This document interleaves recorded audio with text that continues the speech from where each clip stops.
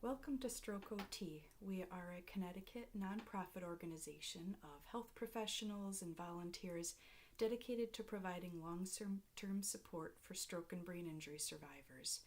We provide free online exercise, lifestyle, and health-related groups on stroke topics. For the next 60 minutes, we will be running through our Tuesday 12:30 to 1:30 group, which consists of full body stretching and exercises. This will all be done in a chair. So let's get started. If you could please be seated in a chair, ideally without armrests, but obviously you sit in the chair safest for you. Scoot up to the front of your chair and sit up really tall. Feet shoulder width apart, shoulders back. We'll be starting with some slow, deep breaths in through your nose. Exhale through your mouth slowly. Inhale through your nose. And exhale through your mouth. We'll start with some neck stretches. If you could bring your right shoulder to your right ear and stretch out the side of your neck. Hold it.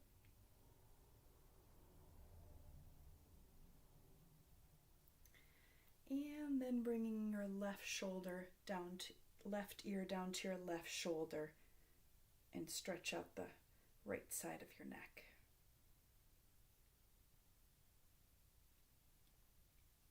And back up.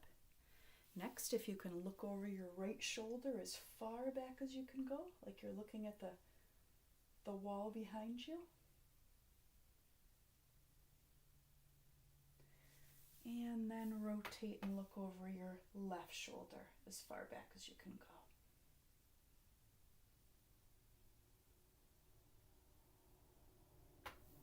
Excellent. Next, you bring your chin down to your right armpit, chin to right armpit, and stretching out the side and back of your neck.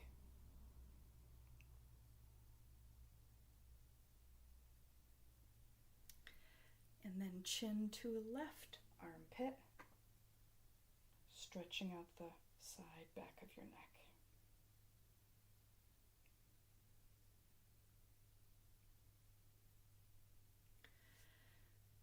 Lastly, for the neck, we'll be working on some chin tucks.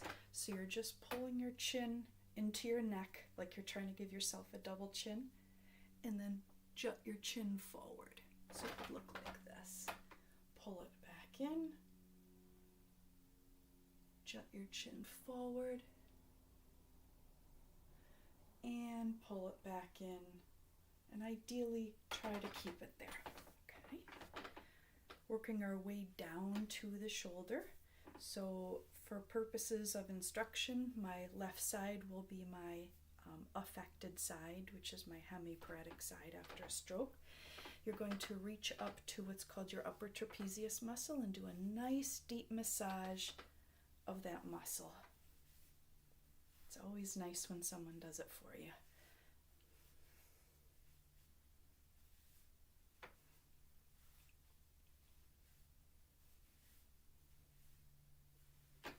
Good.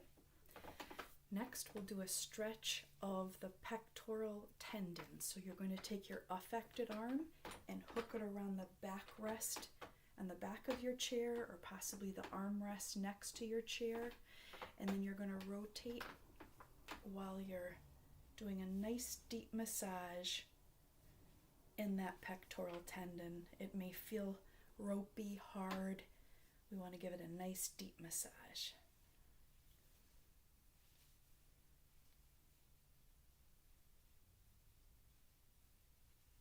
Good. Working our way down to the shoulders. If you could raise your shoulders up towards your ears, and then push both shoulders down towards the floor, up towards your ears, down towards the floor, up towards your ears, and down, up, and down,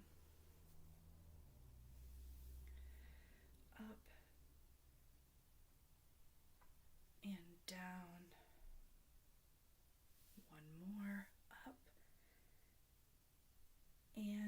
push down. Next, I want you to imagine there is a grape between your shoulder blades in the back, and you're pinching your shoulder blades in the back like you want to pop that grape. So you're not using so much of your arm, it's mostly your shoulder blades that are pinching together. So you're going to round your shoulders forward and then pinch that grape between your shoulder blades. I'm going to do this a few more times. And pinch.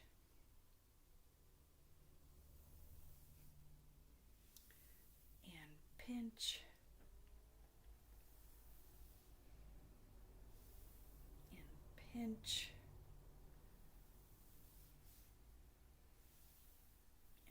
Pinch and pinch the shoulder blades. Good.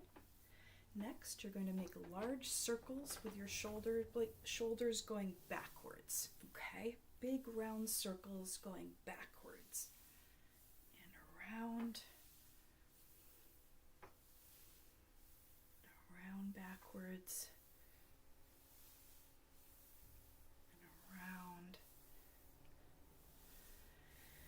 And around. Excellent. Okay. At this point, we will start working on the shoulder, the glenohumeral joint. So think about the shoulder as a ball in a socket, okay? And oftentimes after a stroke, you can have paralysis that causes the ball at the head of your humerus to not be placed correctly in the socket. So we're working on strengthening to keep that from happening. We're working on stretching to prevent adhesions or scar tissue, but we also want to do things very carefully, pain-free. So I want you to feel a stretch, but no pain. If you do feel pain, please just don't stretch as far as I am. So if you could please clasp your hands or clasp at your affected wrist. Take a deep breath in through your nose. As you exhale, you're coming up just to the height that you feel comfortable. Obviously, if you only feel comfortable pain-free at this height, you stop right there. Okay? And while we're up, we're slowly arching to the left.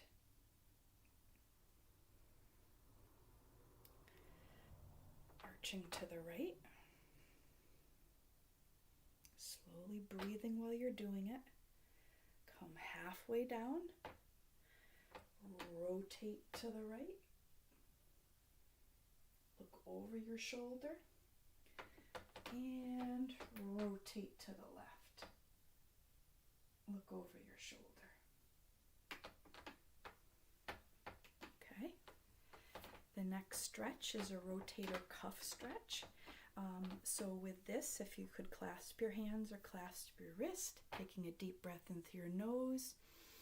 As you exhale, you're trying to aim your hands behind your head. Again, this should be pain-free. So if you can only get to your chin, that's okay. If you can just get to your forehead, that's okay. As long as this is a pain-free stretch.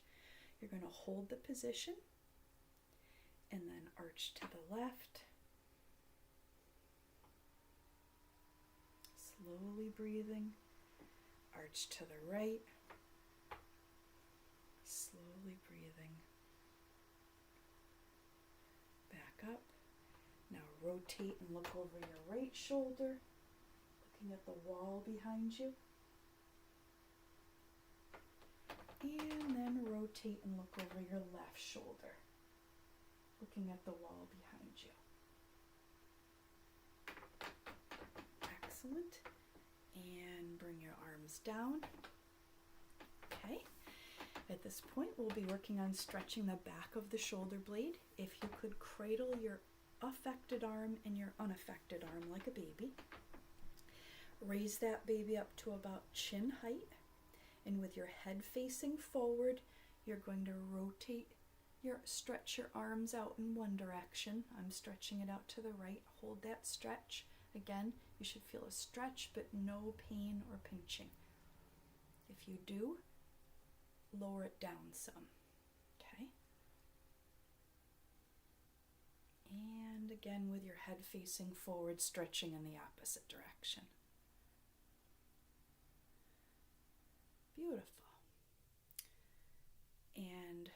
baby down to belly level, and now we'll be incorporating a little bit of trunk and pelvic work with the shoulder. Okay, so sitting up really tall, you're going to raise your arms up and look down at your belly button. Then lower your arms down, arch your back, look up at the ceiling, and we're going to do this a few times. Raise the baby up, look down at your belly, lower it down, arch your back, look up at the ceiling, raise it up, look down, lower it down, and look up, raise it up, look down, lower it down, arch your back, look up, raise it up, down, and lower it down, arch your back, look up. Now we'll be working our way down the affected arm towards the bicep. What I'd like you to do first is to place your affected hand between your knees, trying to straighten your elbow out as much as possible, and we'll be doing a deep massage in the bicep muscle.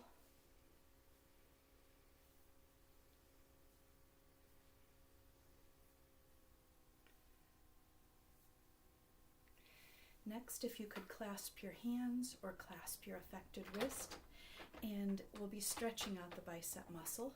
There's two ways to do this. One, you could reach down between your knees and use your knees as inside of your knees as leverage to help straighten your elbow out and hold that stretch. Or if you have a table or the bed in front of you, you can reach across the bed or the table and hold that stretch. We're going to hold this stretch for a good long time while you're slowly breathing in through your nose, out through your mouth.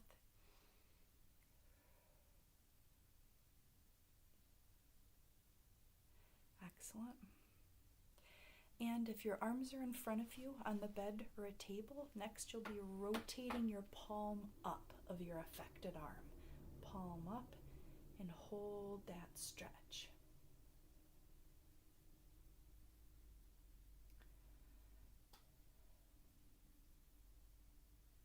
And then rotate affected palm down. Hold that stretch.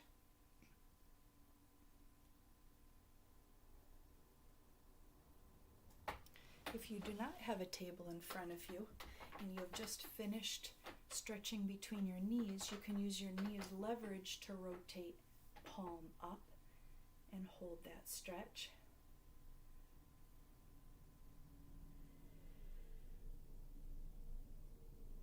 And then rotate in the opposite direction over the other knee for palm down. Hold that stretch.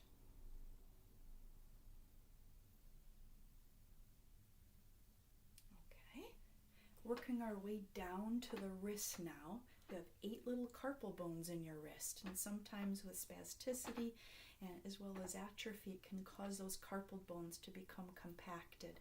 So what we're going to do is I just want you to gently hold your affected hand and stretch it like you're trying to stretch it off your forearm. Give a nice slow little stretch.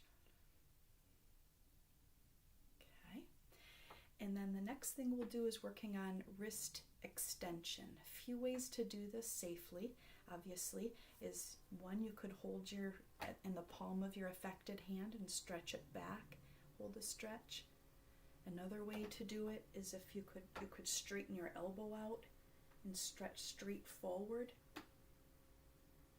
And then another way, which is my favorite, is using your knee as leverage and putting your forearm palm up over the top of your knee and stretching your wrist back that way.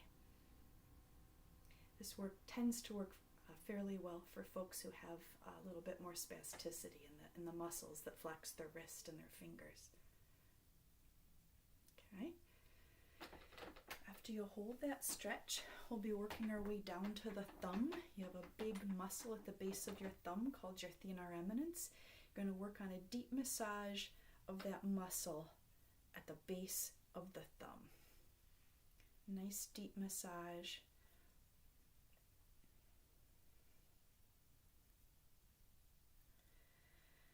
And then you're going to grasp the base of your thumb with your unaffected hand and stretch your thumb out, sort of like you're a hitchhiker. We don't want to pull from the tip of the thumb because that can cause some damage to the joint. We want to hold the base of the thumb and stretch it out like a hitchhiker. And hold that stretch, as you can see. Okay.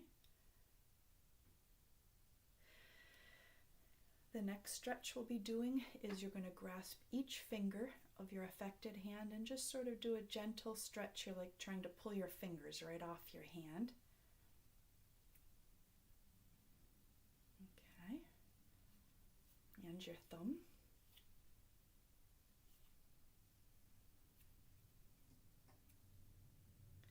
All right. And then the next stretch will be of the fingers. So rather than, we never want to pull from the tip of the fingers when we're stretching them straight. We always want to grasp at the base of the first knuckle. So do that by grasping your palm, okay? And then as you grasp your palm, you can slowly try to stretch your fingers out. And you can do this with your wrist bent, and that's a little bit safer way to stretch your fingers rather than cranking your wrist back, then cranking your fingers. Keep your wrist bent a little bit and then straighten your fingers out, okay? And if you then can tolerate it, then gradually extend the wrist back, but only in a safe way without hyperextending the joints or causing any joint pain, okay? Hold that stretch.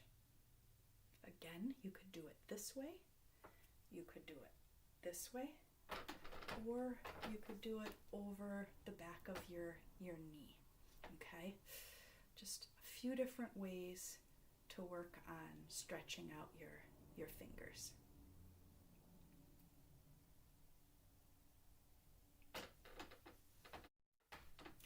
Now we're working our way down towards your trunk and pelvis. So if you could sit up really tall at the front of your seat, and we're giving our arm a break for a second, okay? And as you sit up really tall, what you're going to be working on is your shoulders back. You're reaching down towards the floor on your right side. Hold that stretch, and then down towards the floor on your left. Hold that stretch. Right side.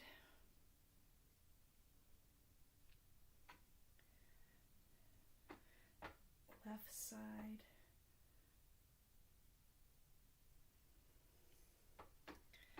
And right side.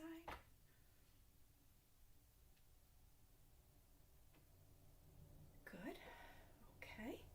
Next, we're going to work on a little bit of trunk rotation. If you could clasp your hands, and you're rotating your whole trunk and looking over your right shoulder as far back as you can go. So you're trying to keep your legs straight, but your trunk rotated. And then over the other shoulder as far back as you can go. Good. And then rotate.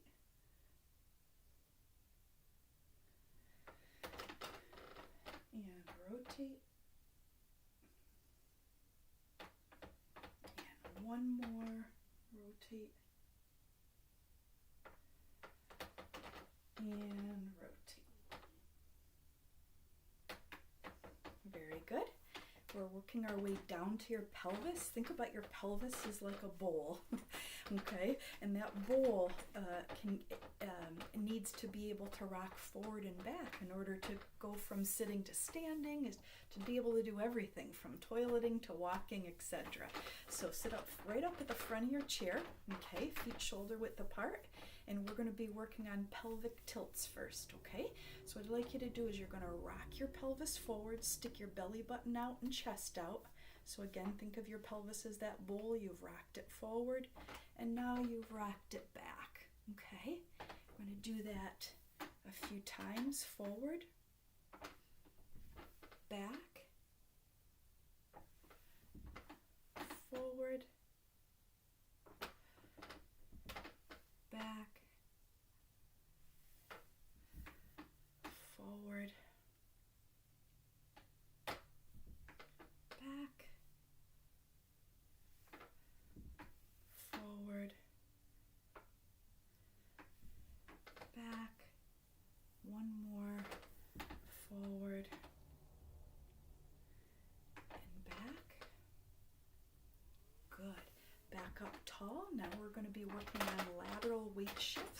So what I'd like you to do is you're going to shift your weight onto your left hip.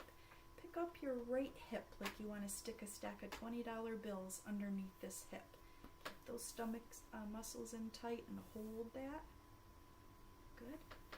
And then in the opposite direction, pick up your left hip. Hold those stomach muscles in. And then left.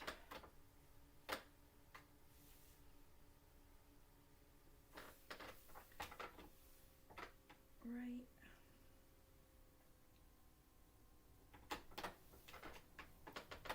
Left.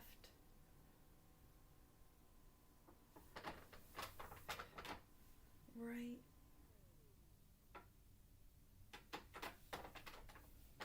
Left.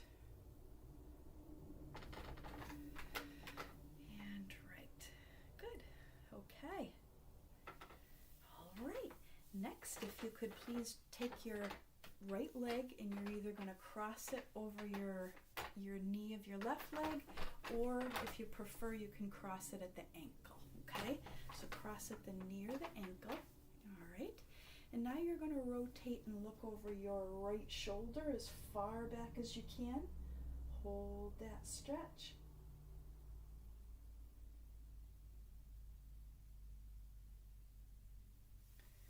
And then uncross your legs.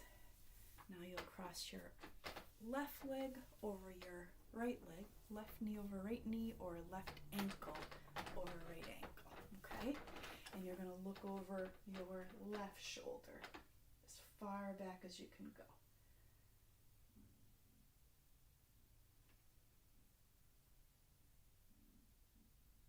Good. Okay. So we just did 3 stretches for the trunk and pelvis. Now we're going to put all of those stretches together into a movement.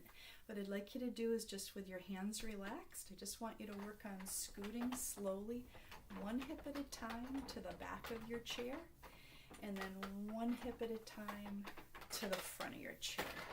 Okay? It's got to be one hip. Make it really exaggerated.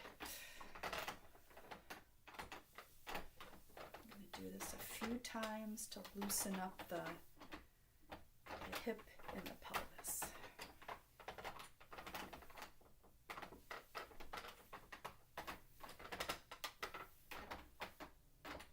I have a very squeaky chair. Good. Okay. Ending up at the front of the chair. Now we're going to start working on some hip stretches. So the first hip stretch we're going to work on is what's called the rectus femoris. When we do a lot of sitting, this tendon, this muscle tends to get tight. So if you could rotate toward one side of your chair, okay, so rotate, I'm rotating to the left. You're going to put your front leg behind and your back leg in front, okay? Because you're trying to stretch out this muscle in this tendon right here at the front of the hip, okay? And as you do it, you can, even if you want to get a little bit more of a stretch, you can lean back. But ideally just holding that stretch right there to stretch out the front of the hip.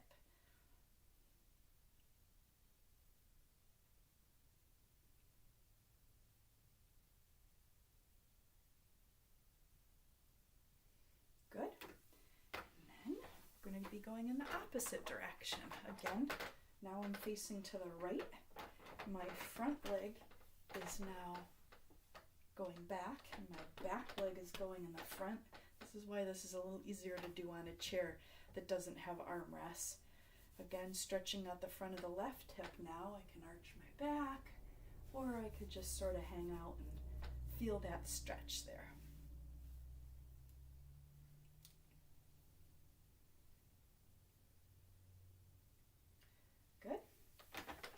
Back to the front. Now we'll be working on stretching the back. If you could possibly take both hands and clasp them underneath your right knee, and then you're bringing that knee up towards your chest and just holding that stretch.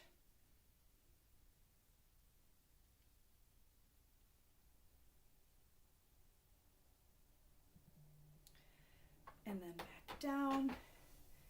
And then both hands under your left knee.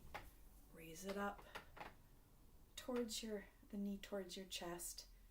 Hold that stretch. Working our way down towards our hamstrings. If you could straighten your legs out in front of you, knees as straight as they'll go, sitting up at the front of the chair. Take a deep breath in through your nose. As you exhale, reach down towards your toes. Keep slowly breathing in through your nose and out through your mouth as you hold that stretch. You should feel it in your lower back as well as your back of your legs.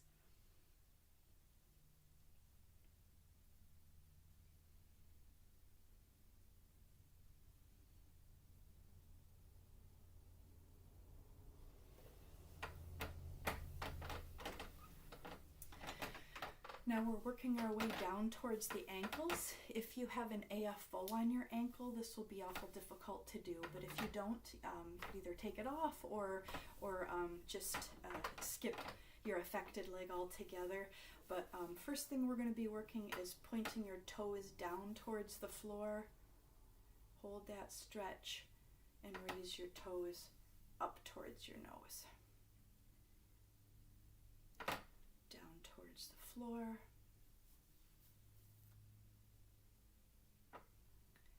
Up towards your nose. Down towards the floor. Up towards your nose. Down towards the floor. Up towards your nose. And then you're going to work on rotating your ankles. So you're trying to rotate your ankles out and then in. Out and in. Obviously, you're trying not to make your legs do too much of this work. You're trying to make the motion coming from your ankle.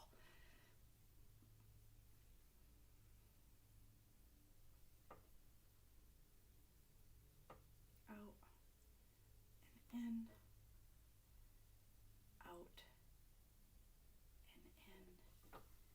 Last, big ankle circles, ideally just trying to make the ankle work.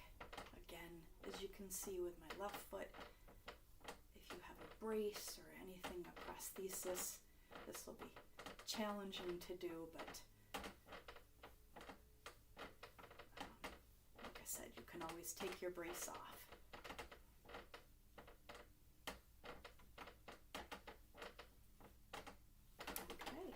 At this point, we just finished our stretching routine, and next we'll be working on our exercise routine.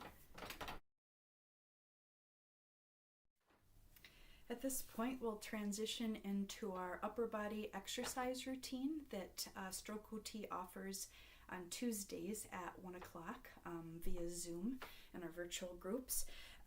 This exercise routine can be performed in sitting or standing, whatever is comfortable for you. We will be doing a lot of clasped hand work because we very much want people who don't have as much movement of their affected arm to improve range of motion. But just know, if you prefer not to do these exercises with clasped hands, just do your with hands apart. Okay, so let's get started. So sitting up really tall at the front of your chair, feet shoulder width apart.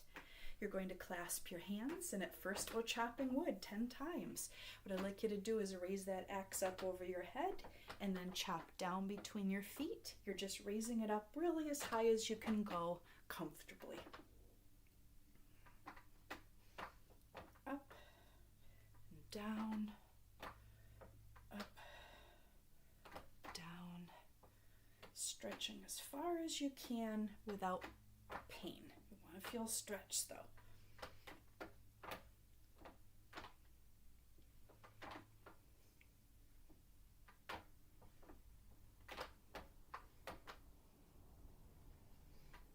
Excellent.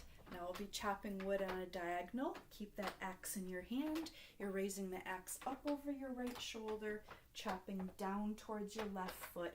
Ideally, you're trying to keep your eyes on your hands as you're doing it, because it forces you to really use the whole upper body, including your trunk.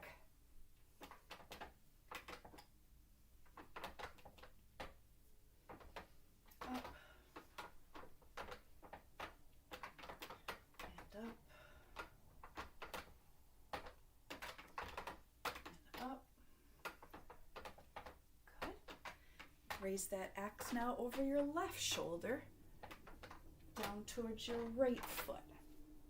Looking up as you raise the axe and following your hands down with your eyes as you lower it.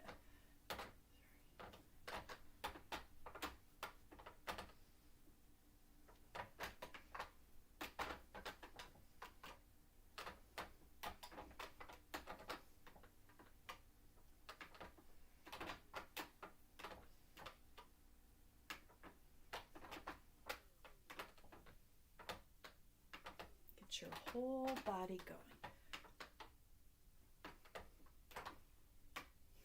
Okay, now that we've finished chopping wood, we're going to go play some golf. If you can keep your hands clasped again, you're raising that golf club up over your head and around to hit the ball. Okay, up over your head, hitting the ball. Again, within your pain-free range of motion, so you don't have to raise it up over your head as far if there's pain while you're stretching up there.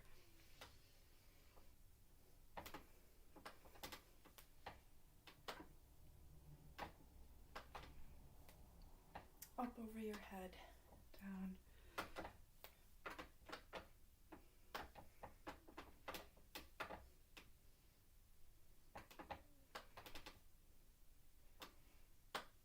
Okay, now we'll be doing our golf swings in the opposite direction. Again, clasp hands, coming in the opposite direction.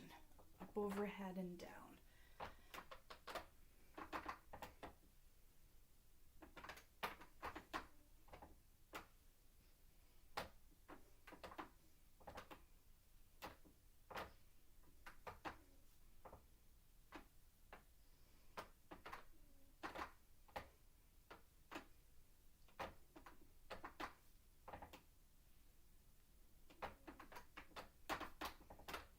Good. Now that we've finished some golf, we're going to go play some baseball. So if you could clasp your hands as if you're holding onto a baseball bat. You're winding that bat up over your shoulder and you're swinging it through. So I really want to see your eyes on your hands because it forces you to use the whole upper body. Winding it up, swinging it through.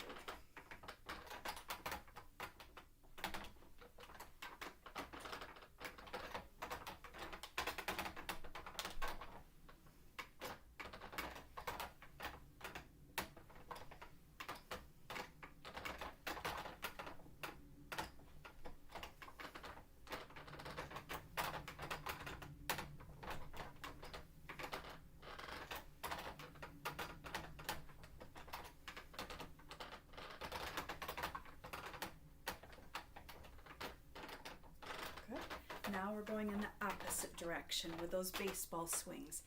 Hold the baseball bat, winding it up over your opposite shoulder, which is my left shoulder, and swinging it through. Keeping your eye on your hands. And if you start to get a little dizzy, obviously take your eyes off your hands, but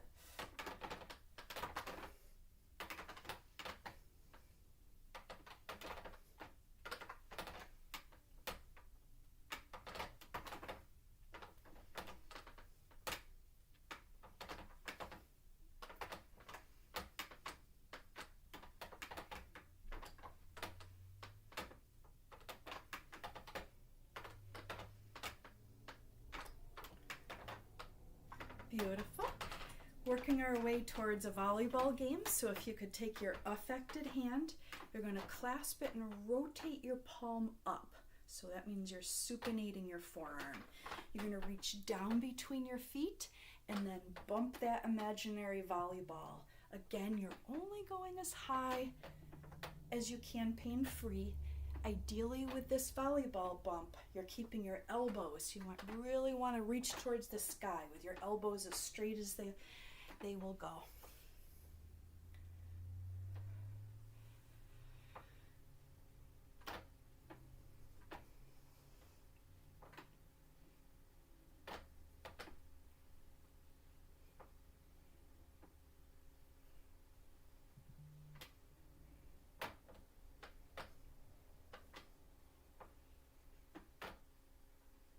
Okay, after some volleyball, we're going to go to a barbecue. So if you could clasp your hands, You've got this barbecue spatula in your hand, and you're pushing the spatula forward, flipping the hamburger, pulling it back.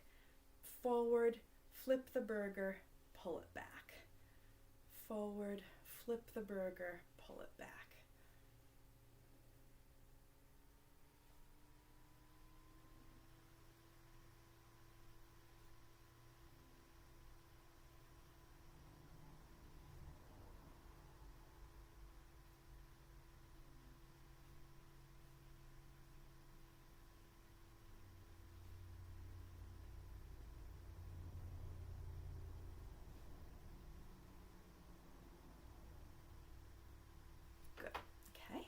And lastly, we're going to hold on to a hammer, an imaginary hammer in your clasp hands, and you're just tapping the nail like a tack hammer.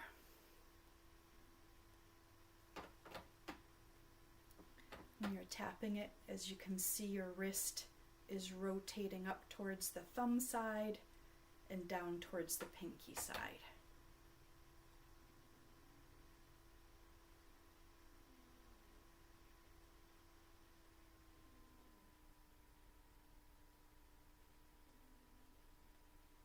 Beautiful. Okay, at this point we're going to take our hands apart. Okay, separate your hands, and now we're going to be working on both arms separately. We'll be starting with some diagonals. With your diagonals, you're reaching towards the opposite hip, like you're trying to grab a tissue out of your pocket, and then you're throwing your arms back behind you, okay? Opposite hip, throw your arms back behind you.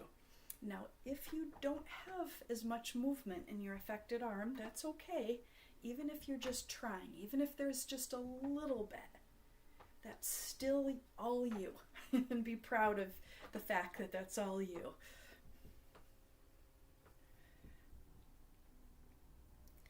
Reaching to the opposite pocket, grab that tissue, imaginary tissue, and throw it behind you.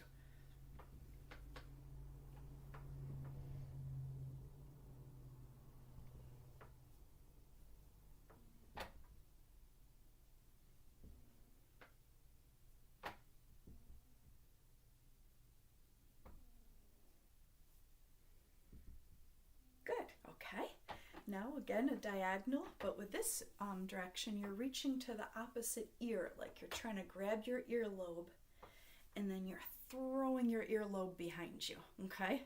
So reaching up to the opposite ear, throwing your earlobe behind you. Again, don't worry if you don't have the same movement that you're looking for compared to the other side. Even if it's just a little bit of motion, it's still all you. And that motion can be built upon by performing exercises daily.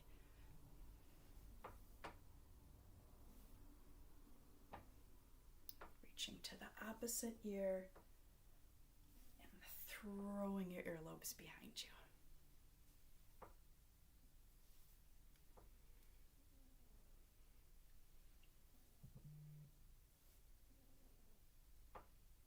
Okay.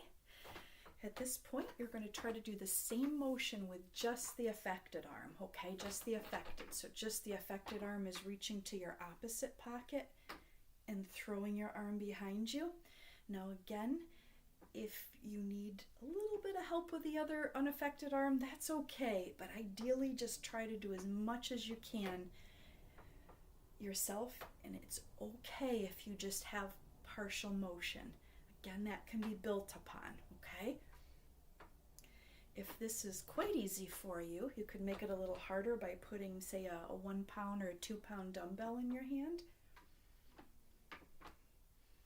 All these exercises are meant to be adapted to meet your needs.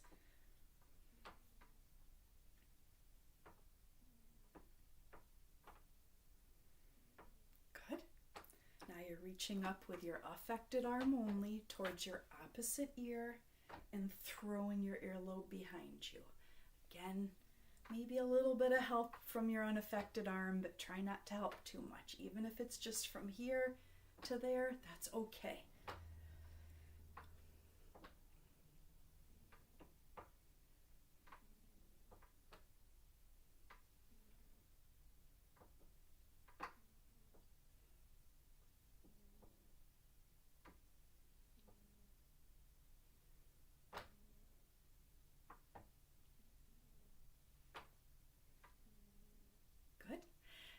next set of exercises will involve what's called synergy patterns. We'll be working on what's called a flexor synergy first. So just with your affected arm on its own, I want you to imagine you're trying to reach up towards your ear, like you're trying to put a phone to your ear, and then you're putting the phone on the table in front of you, okay? Up towards your ear, put it on the table in front of you. Again, don't worry if you don't have the exact motion that you're looking for, even if it's partial. Be proud of what you have and that it can be built upon. As long as you continue to focus day to day on small goals.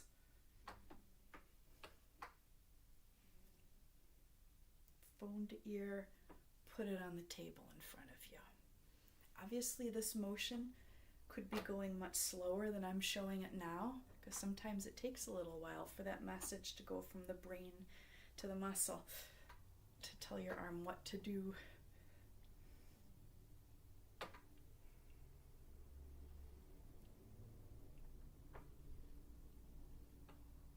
Okay. Next, with just your affected arm, you're trying to touch your belly button and then reach around and touch your lower back. Okay? Belly button and lower back. It's okay if you can just get to the hip. Even if you can just get to here, that's a start. Many folks in our exercise groups that we do these same exercises on Tuesdays started out with the ability to get to here, improved to here, and are now able to get behind their back. And obviously, you know, there's many reasons why we want to improve arm strength and range of motion to reach behind your back. For dressing, for toileting, for grasping your pants, washing your body. Again, I'm most likely going a little too fast, so I'm going to slow down.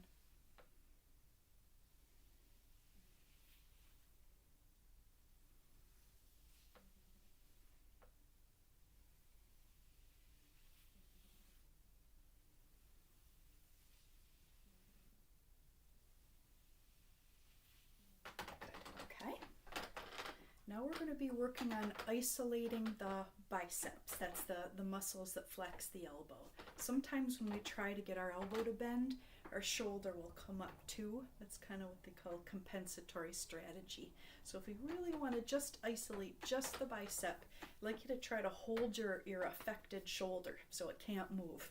And you're just working on bending the elbow and then straightening it or relaxing it down. A few things that you can do to try to help facilitate this is you could work on tapping your bicep muscle when you're bending it to try to wake up that muscle. You could also use electrical stimulation on that muscle, and you could also use icing. Rub some ice to try to wake up that muscle to try to help isolate just your biceps. Okay. Again, if this is too easy for you, you can do it this way, reaching behind your head and up towards the ceiling, or out to the side. Many different ways to adapt this.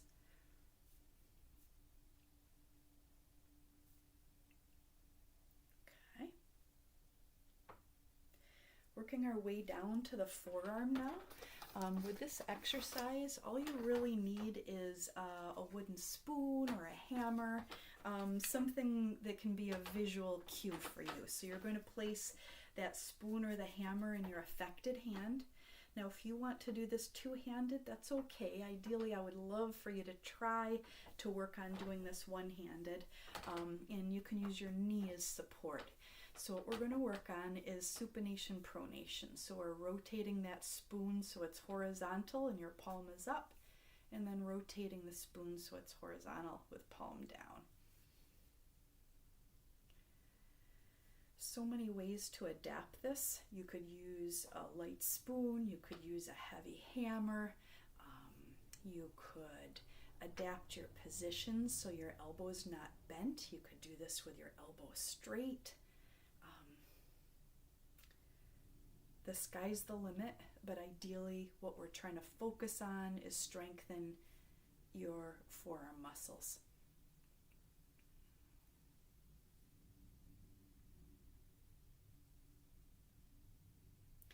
And one of the reasons why my forearm is resting on my knee is just to help me not compensate by hiking my shoulder.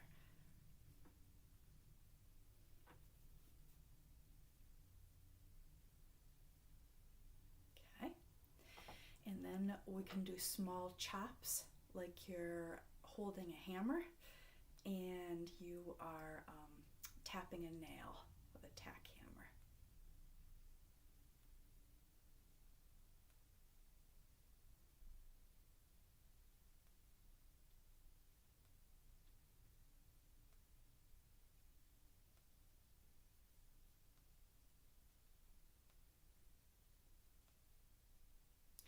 And next, with our little spoon or a hammer, we're going to go in big circles. Big circles in one direction. I'm going to the left, doesn't matter.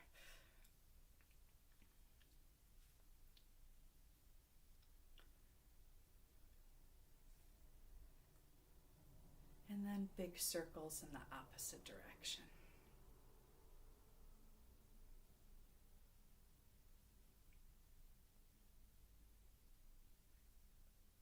Ideally, the purpose of the spoon or the hammer is, number one, it adds weight, but number two, it acts as a visual reminder of how much you're moving.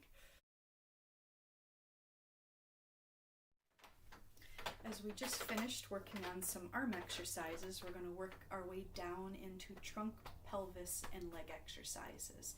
If you could start sitting up at the front of your chair. And this entire hour exercise routine is sort of meant to do as a sequence together. It builds on each other. So if you could sit up really tall, shoulder feet apart, shoulders, I said shoulder, feet shoulder width apart and shoulders back. And we'll clasp our hands and we're going to be working on sitting to standing transitions. So what I'd like you to do is to sit up really tall, and I want you to come forward as far forward as you can, getting your weight so your chin is up over your toes. And I want you to imagine you're coming forward towards the sky. So we don't want to come down, we want to come forward towards the sky. So your chin is up over your toes, your hands are sort of angling up towards the sky, because that's where we want to go. I'm not necessarily coming up into a full squat yet. I'm just getting my weight shifted forward. We call this pre-lift off. Okay, doing the same thing now, but up over your right knee. Again, aiming up towards the sky. Your chin is up over your toes. Never want to put your head down. Always want to aim towards the sky.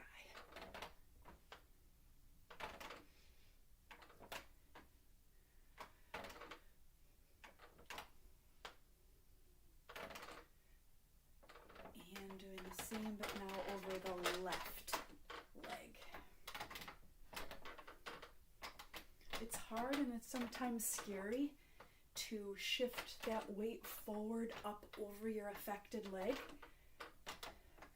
But ideally, you're really trying your best to keep your feet flat on the floor, shoulder width apart, chin up over your toes, aiming for the ceiling, or aiming up towards the ceiling. Good, okay. Now we're ready to work on what comes after liftoff. So we're going to, on the count of 3, transition from sit to stand, and then I'll tell you what we'll do from there. So sit up really tall. On the count of 3, we're going to work on coming up to a full stand. Again, our feet shoulder width apart, flat on the floor. We're up real tall at the count of 3. 1, 2, and 3. Push off towards the ceiling, and you're up. Once you're up in a full stand, I really want you to imagine you want the front of that pelvis to come forward. You're tucking your bottom cheeks in, your shoulders back, and your pelvis is forward. Now we're going to be working on, we just did pre-lift off, and then we went to lift off. And now we sort of want to work on graded squats to strengthen the muscles that help us go from pre-lift off to full standing. So if you could clasp your hands, feet shoulder width apart, we're going to come down into a high squat and hold it for 5 seconds. And high squat, meaning you're coming just down a little bit and hold it for 5, 3, 4, 5. Come back up to a full stand. Now down to a medium squat. 1, 2, 3, 4, 5. Up to a full stand. Down into a low squat. How low can you go? Ideally, you're trying to get your bottom out behind you. You're keeping your stomach muscles in tight. Your chin is up over your toes. Head's not down. And push back up again. Okay? Coming back down into a high squat. And now we're going to do weight shifting. 1, 2, 3, 4, 5, 6, 7, and 8. And then back up to a full stand. Down into a medium squat. Medium squat, your bottom's out behind you. Stomach muscles are in tight. Out to the side. 1, 2, 3, 4, 5, 6, 7, and 8. And push back up to full stand. Then down to a low squat. How low can you go?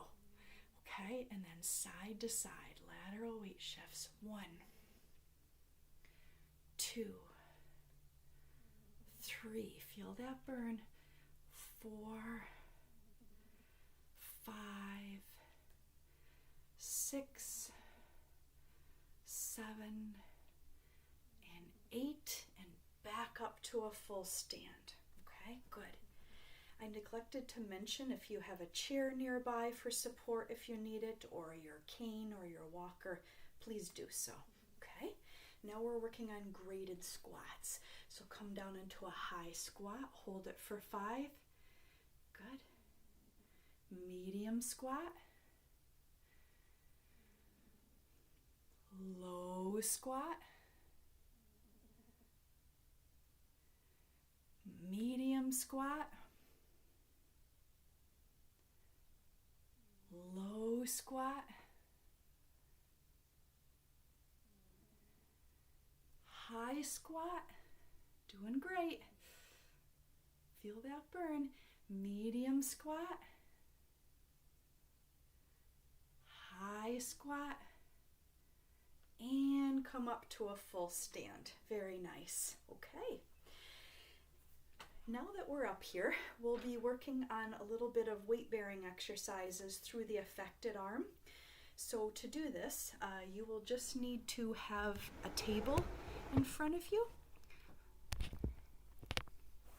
Or in my case, I'm using the bed.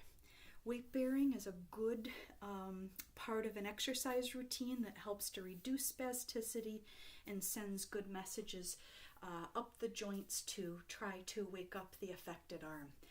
You can either place your affected hand flat on the table in front of you, but if you can't get your fingers open, there's a few things you could use. You could use just a towel roll and place your thumb around one side of the towel roll, fingers around the other, and then place your hand on that way. Another option is I've taken a pool noodle and I just folded it in half and I tied it so I can get my thumb inside the pool noodle and my fingers on the outside so I don't have to worry about my thumb going anywhere.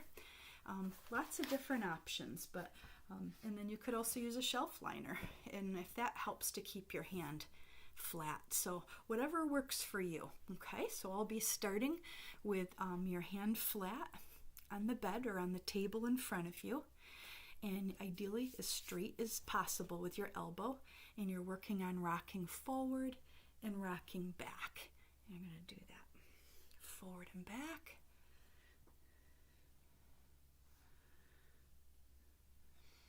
In each one of these for repetitions, I'm doing approximately 10. Good.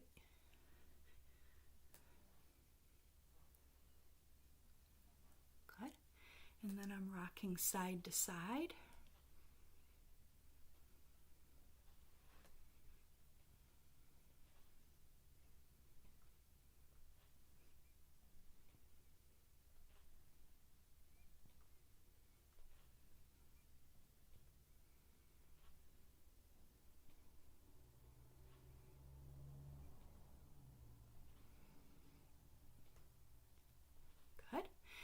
And then I'm trying to get my working on what they call cat-cow. So that means I'm sort of arching my back up, looking down at my belly button, and then looking up towards the ceiling, okay? Looking at the belly button, arching your back, and then flattening your back, sticking your tummy down towards the floor, and looking up at the ceiling.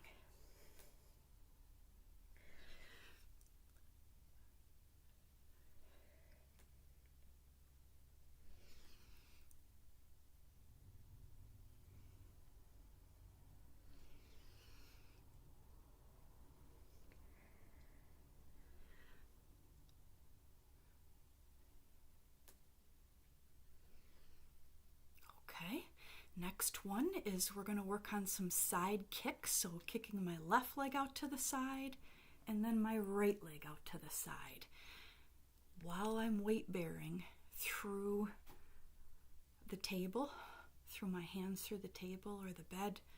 Again, you use that towel roll if you need to. You use the pool noodle, whatever you need to try to keep your affected arm bearing weight through the palm of your hand.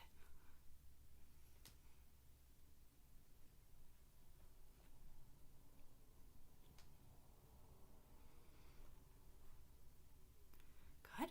Next we'll be working on donkey kicks, and that's you're just kicking straight back with your right foot, then straight back with your left foot.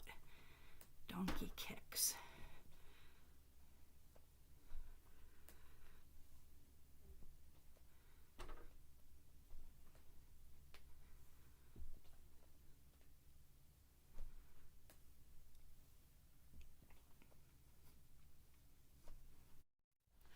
And the last exercise while you're in a weight-bearing position is your affected hand is again down on the bed or on the table, and your unaffected hand is reaching towards the ceiling, so you're rotating up and back down again, and up and back down again.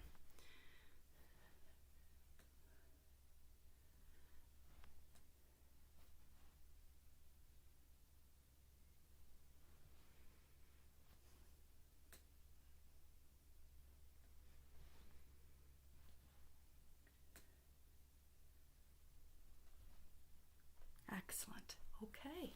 So at this point, we've just finished our Tuesday 12:30 to 1:30 StrokeOT exercise, stretching group and exercise group. Each are approximately 30 minutes long. To register for our programming, please visit StrokeOT.org, and have a nice day.